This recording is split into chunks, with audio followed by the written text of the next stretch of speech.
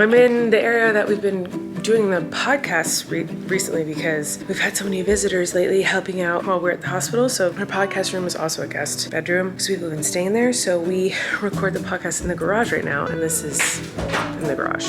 We're gonna go see the babies. Time to see the babies. Let's do it. And we're going in the new car that you guys still haven't seen. Okay, I'm home from the hospital. I didn't film anything at the hospital today because I was very focused on breastfeeding Wesley and then breastfeeding Maisie. And Wesley latched onto my boob for the first time. That's my happy dance. And Maisie latched. She's latched before, so that was very exciting. And now we're playing in the dirt. Hi, Flynn.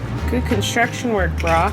And other news in this household, we found, I think, a babysitter. I mean, we've had like babysitters in the past, but it's like they've come for like a couple days. We've never had someone who consistently like works with us like every week, all the time. So that's a little stressful and exciting. And I'm just nervous and excited to see how that goes. Hi, Moosey. Are you excited, Moosey? Look! What? Look what I'm playing with. What are you playing with? A backhoe. What'd you call me? A backhoe.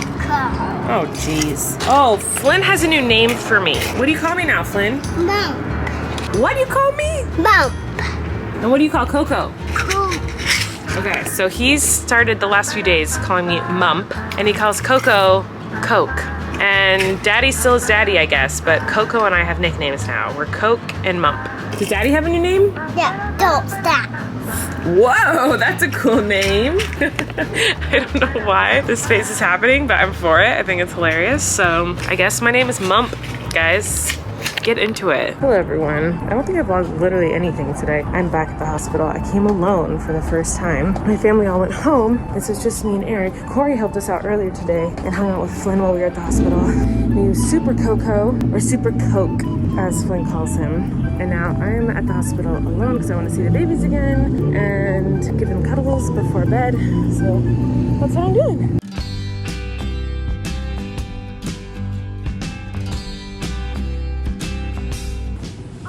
Tell me about it. Wesley likes to make goat sounds. He goes, meh. Oh, Wes. Huh, are you a goat? Yeah, are you a goat? I'm just gonna go to sleep. Okay. Easy.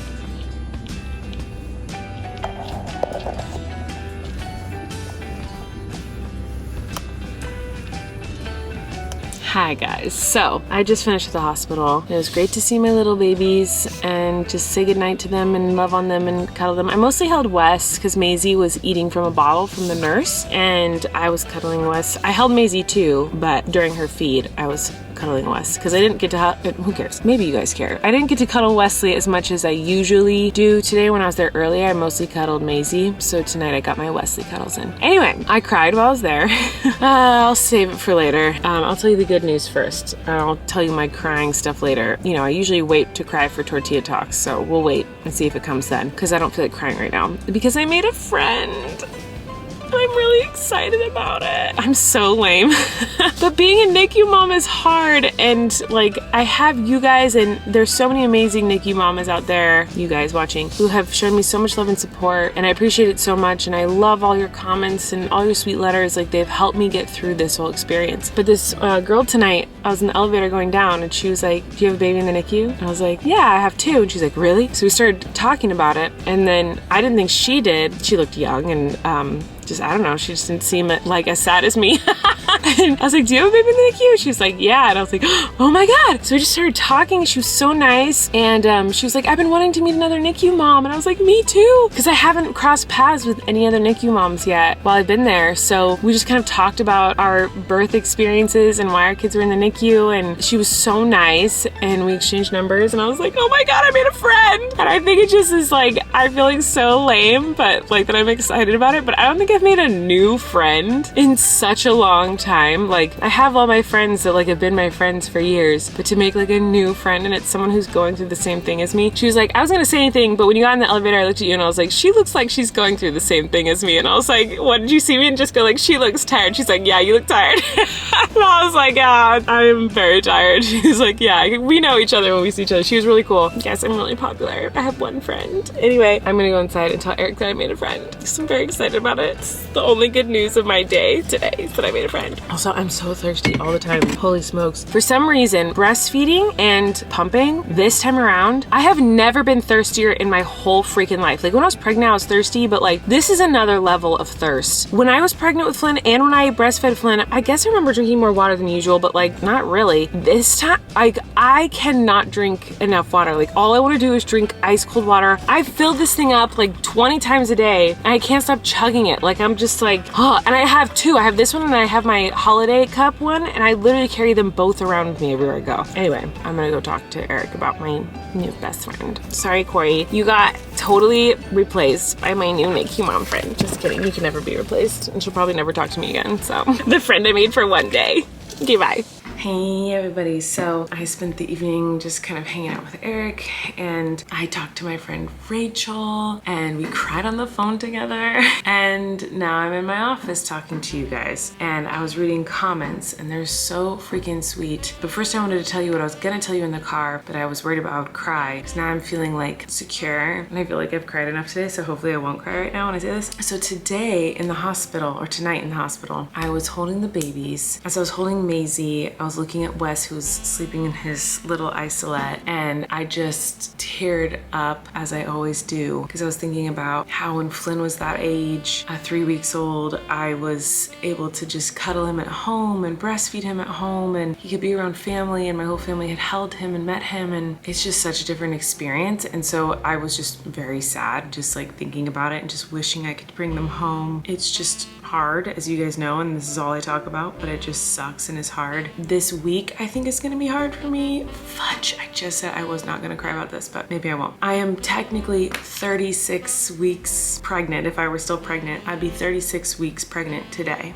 We should look at my app and see what it says about me. But this is how pregnant I was when I gave birth to Flynn. And so this week, for some reason, that seems emotional to me and hard because I had Flynn at 36 weeks and he was able to come home after a couple days. I was 36 weeks and 5 days pregnant when I had Flynn. And so my babies are currently at like 36 weeks if I were still pregnant, but they're not gonna come home for at least a couple more weeks. That just sucks. I don't know why that's hard for me. I guess I've throughout my pregnancy and now that I have them out of my body, I've always kind of compared everything to my experience with Flynn because it's all I know. So I'm like, oh, when I was this pregnant with Flynn, this is what I experienced, and I'm experiencing it again when I was pregnant with twins. And that's kind of how it's gone with this too. Like when the babies were a week old, I remembered that I had a photo shoot with Flynn and like dressed him in like a little cute Santa outfit, and I really wanted to do that with the twins when they were a week old, but I couldn't because they were in the hospital. You know, I just remember all these milestones that I had with Flynn that I can't have with the twins because they're in isolates in the hospital. And so this week I think is a hard one for me because I just assumed they'd be home by 36 weeks because Flynn was. So when I had the babies early, I thought, you know, they'll probably be home in a couple weeks, but they'll definitely be home by my 36 week mark because that's when Flynn came home, and that's not happening. And so this is a hard week for me for that reason. But anyway, look at me talking about it without crying.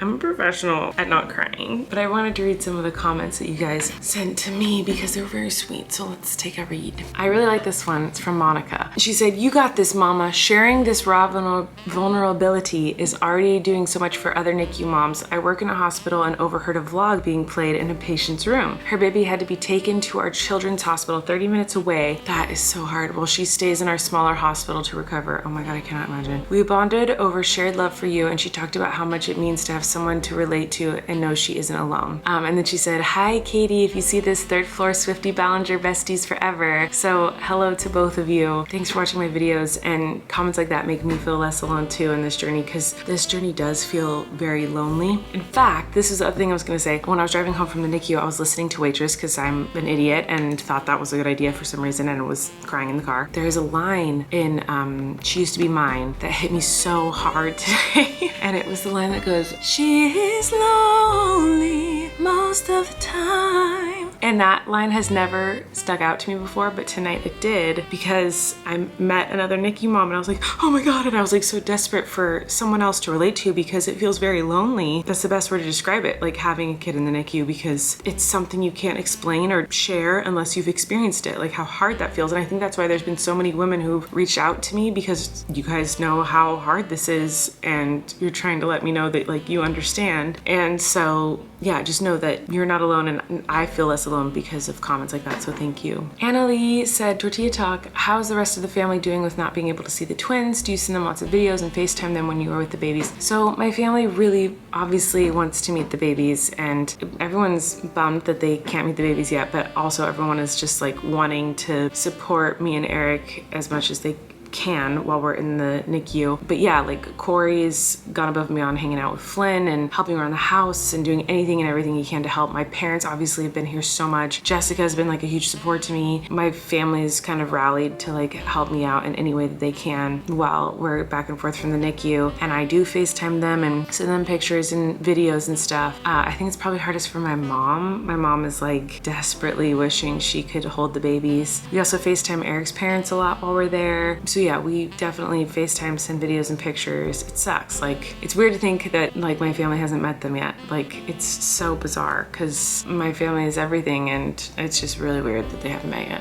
It sucks. Okay, so let's go to what my apps say. I still have my pregnancy apps, so let's see what they say. 36 weeks pregnant today, and it says my babies are the size of a Cabbage Patch doll, which is not true. A Cabbage Patch doll is much bigger than my babies. So let's see what it says about fruits and vegetables. It says my babies are the size of a ripe papaya. I mean, I guess that could be true. Oh my God, this other app I have says, your baby is as big as a bunch of kale. Look at this, let's see what else it says. Buzz Lightyear? Oh my God. Tickle Me Elmo? What is going on?